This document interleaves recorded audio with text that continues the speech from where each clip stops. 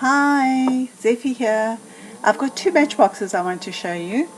I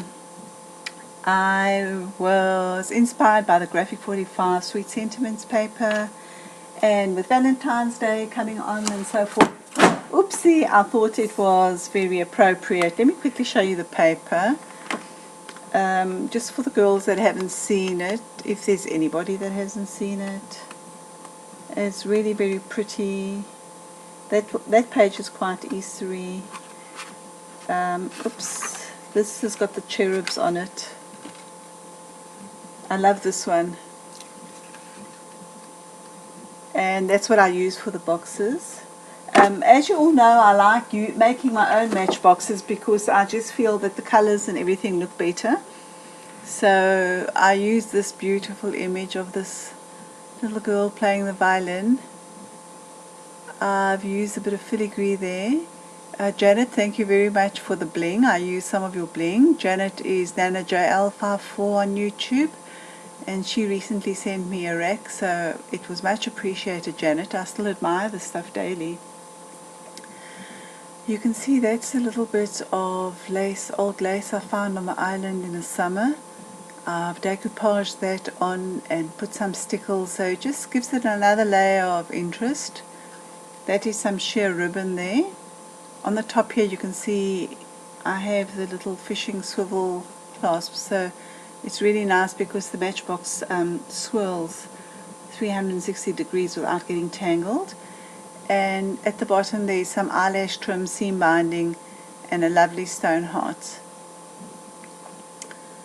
There's a little flower just to follow through with the flowers that are on here.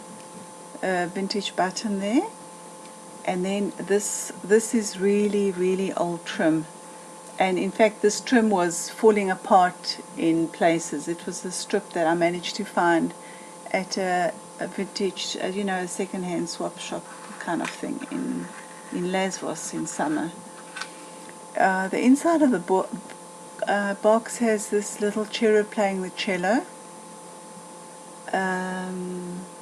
Right at the bottom of the box I've got some vintage trim or lace. Can you see it was white that I also colored when I was doing the seam binding.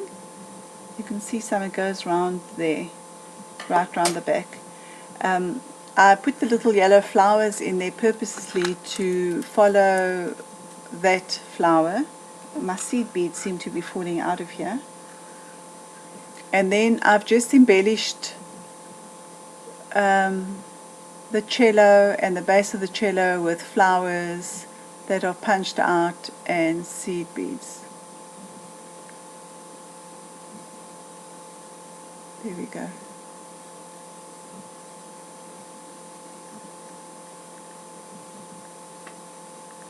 So that's the one.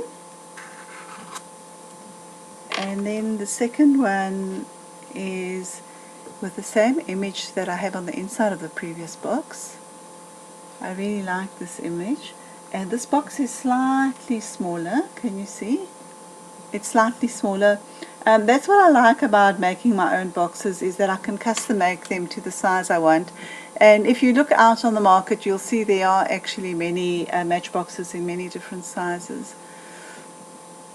This one has just layers of stuff happening here. There's some tulle here with some lace and some filigree there, a little bit of seed beads around the end there.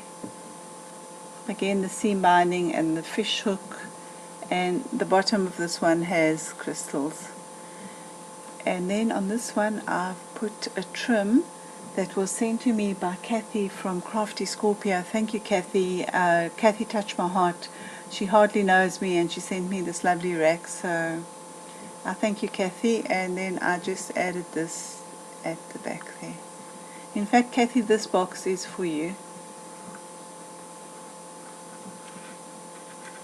And on the inside of this box I've added this little cherub with a little feather at the back there, and some more seed beads and some more things going on at the bottom. Okay, I hope you liked it. I hope you're inspired. Please leave a comment And if you need to know anything, please ask and I will explain in further detail if we need to. Keep well.